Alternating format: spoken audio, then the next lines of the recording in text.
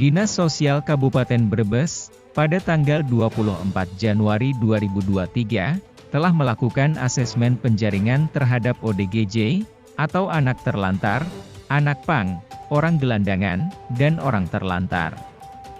ODGJ yang telah dikumpulkan, selanjutnya dibawa ke rumah singgah, di Desa Janegara, Kecamatan Jatibarang, Kabupaten Brebes. Sebagian dari ODGJ telah dijemput oleh keluarga, setelah mendapat kabar anggota keluarganya telah terjaring. Dinas Kesehatan, menjadi koordinator TPKJM, atau Tim Pelaksanaan Kesehatan Jiwa Masyarakat, Kabupaten Brebes. Namun sangat disayangkan, pada saat operasi dan penjaringan, Dinas Kesehatan jauh-jauh hari sudah dikabari, dan disurati ternyata tidak ikut andil dalam operasi penjaringan tersebut, dikarenakan kurangnya petugas kesehatan. Pak Selamat Gembira, Sarjana Hukum, selaku Kabid Jaminan dan Rehabilitasi Sosial di Dinas Sosial. Nah, mengenai anggaran 2023 untuk asesmen ODGJ, berapa jumlahnya, Pak? Untuk anggaran tahun 2023, ini kami dapat alokasi sekitar 50 juta untuk melakukan razia dan penjaringan PJOT dan orang gila di Kabupaten Brebes. Iya, itu udah berapa kali kegiatan? Kegiatan baru kami laksanakan satu kali kemarin pada tanggal 24 Januari. Kami bekerja sama dengan Satpol PP, kemudian dari Polres Brebes, menurunkan berarti kurang lebih ada sekitar 20 personil ke lapangan. Nah, berapa orang yang diamankan? Kemarin alhamdulillah kami mendapatkan PM sebanyak 31 orang. Operasi penjaringan itu kami asesmen di rumah singgah yang ada di Janegara. Nah, kemudian dari hasil asesmen yang kami peroleh, ini kami mendapatkan ada 9 ODGJ. 9 ODGJ. Kami asesmen lagi di Balai Rehabilitasi Jiwa Bina Lestari yang ada di Kabupaten untuk memperoleh keterangan siapa keluarganya, alamatnya di mana. 9 ODGJ, anak pangnya berapa, Pak? Anak pang 7 orang. 7 orang. Kemudian anak jalanan 3 orang. 3 orang. Kemudian pengemis ada 4 orang. Orang terlantar ada 8 orang. Jadi total ada 31 PM yang kami dapatkan. Nah, informasinya untuk ODGJ itu pembinaannya atau dana ada di Dinas Kesehatan ya, Pak? Dinas Kesehatan. Itu Dinas Kesehatan waktu itu turun tangan nggak? Pada waktu kemarin kami tahun sebelumnya kami berkoordinasi bersurat ke Dinas Kesehatan, tapi tidak ada yang hadir untuk mendampingi kami karena bicara orang sakit jiwa ranahnya ada pada Dinas Kesehatan. Kami di kegiatan rehabilitasinya. Berarti sangat menyayangkan ya? Ya, kami sangat menyayangkan sekali fungsi peran dari DKK tidak bisa maksimal. Iya. Nah, sebenarnya untuk rumah singgah itu kan hanya untuk orang-orang terlantar ya. Ada katanya informasi rumah sakit jiwa yang di Kecipir. Sampai sekarang belum berfungsi. Itu harapannya gimana? Sekarang dengan maksimal. Ya karena mungkin sarplasnya kemudian SDM-nya juga masih harus dibenahi. Oh gitu. Oke.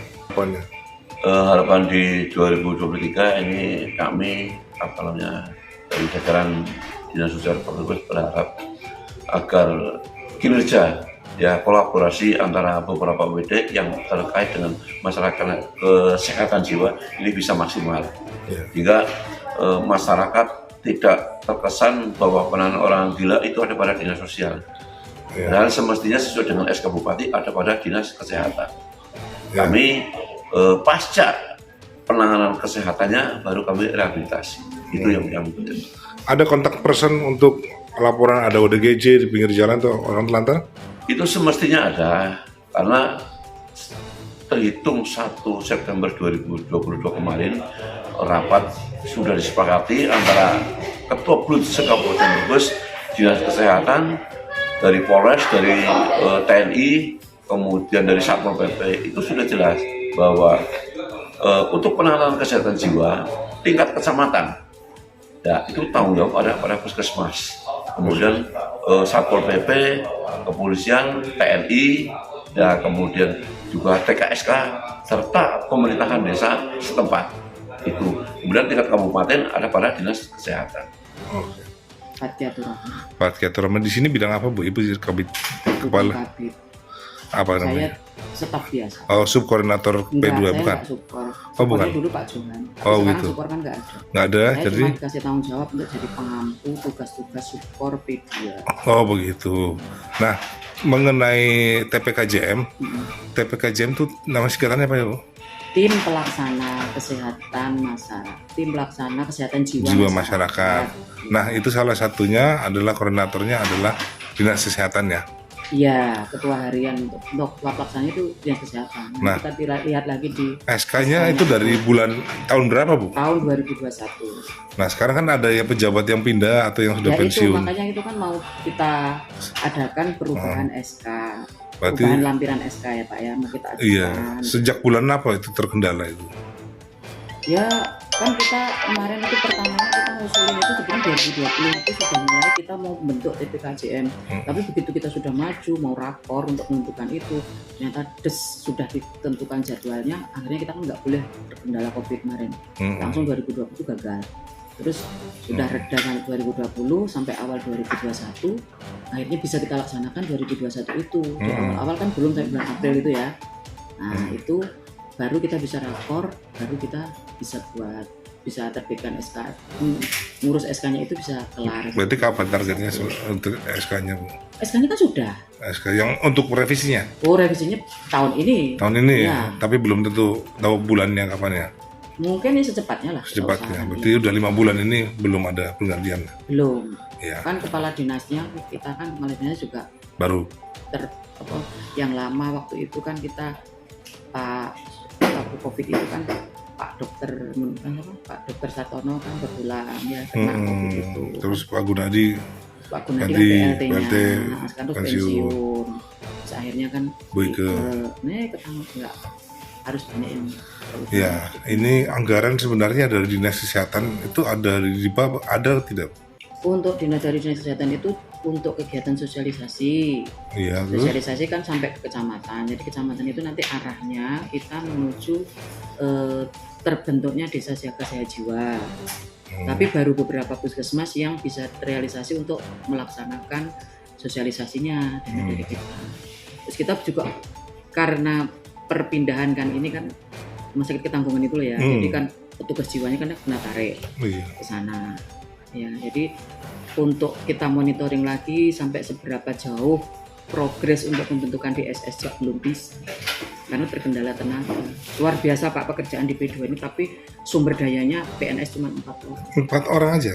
Saya ini yang satu ini baru diperbantukan, beliaunya masih jadi pejabat, tapi karena Siapa? beliaunya Pak Agus, beliaunya masih jadi pejabat, tapi karena memang ahlinya beliau itu ahli epidnya, maka beliau diperbantukan di sini.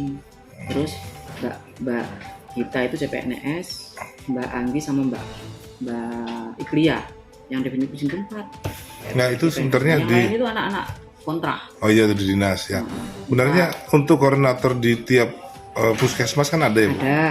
Nah, itu dari dinas sosial sendiri itu menyayangkan kadang-kadang sudah diberikan surat atau pemberitahuan misalnya untuk melakukan penjaringan operasi itu tidak datang kemarin Ini, tanggal Pak, 24. Ini ya, kalau urusan untuk penjaringan, kalau kami itu ya Bapak tahu sendirilah keterbatasan orang dinas kesehatan tuh yang di puskesmas itu berapa dengan sekementerian kesehatan tugasnya menjadi tugas orang kesehatan. Ya itu mohon dimaklumi sekali.